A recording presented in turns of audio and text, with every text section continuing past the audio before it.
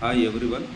13th September 1948 నుంచి 17th September 1948 వరకు జరిగినటువంటి ఆపరేషన్ పోలోకి సంబంధించినటువంటి సమాచారంలో భాగంగా ఆ రోజు ఈ కార్యక్రమం జరిగేటప్పుడు వివిధ హోదాలలో ఉన్నటువంటి వ్యక్తుల గురించి మనకు పరీక్షల్లో అడగడానికి అవకాశం ఉన్నది. కావున ఆ రోజు ప్రధానమంత్రిగా ఉన్నటువంటి వ్యక్తి జవహర్లాల్ నెహ్రూ, తర్వాత హోంశాఖ మంత్రిగా ఉన్నటువంటి వ్యక్తి Sardar Vallabhbhai Patel, home secretary V P Menon, రక్షణ శాఖ మంత్రి బల్దేవ్ సింగ్, ఎయిర్ చీఫ్గా ఉన్నటువంటి వ్యక్తి సుబ్రతో ముఖర్జీ, ఆర్మీ చీఫ్గా ఉన్నటువంటి వ్యక్తి జనరల్ బూచర్.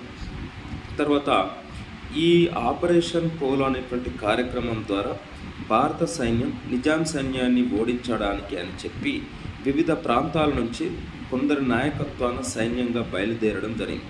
ఆ విధంగా సోలాపూర్ నుంచి భారత సైన్యానికి నాయకత్వం ఇచ్చినటువంటి వ్యక్తి జనరల్ జేఎన్ చౌదరి.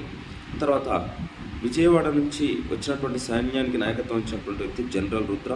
హైదరాబాద్కు సంబంధించినటువంటి సమాచారానికి సంబంధించినటువంటిలో భాగంగా అక్కడ జనరల్ మహారాజా సింగ్ నాయకత్వాన నిజాం సైన్యాన్ని ఓడించడానికి ప్రయత్నాలు అనేటువంటివి జరిగినాయి.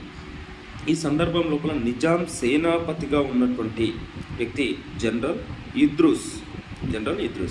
సో ఇక్కడ జేఎన్ చౌదరి, తర్వాత జనరల్ రుద్ర, మహారాజా సింగ్ వీరి నాయకత్వంలో ఉన్నటువంటి భారత సైన్యం అనేది నిజాం సేనాపతి నాయకత్వం జనరల్ ఇద్రూస్ నాయకత్వంలో ఉన్నటువంటి సైన్యాన్ని ఓడించడం చేత 17th సెప్టెంబర్ 1948న నిజాం రాజు తన అధికారిక రేడియో అయినటువంటి దక్కన్ రేడియో లోపల ఈ నిజాం సంస్థానాన్ని భారతదేశం లోపల విలీనం చేస్తున్నట్టుగా ప్రకటన చేయడము జరిగింది.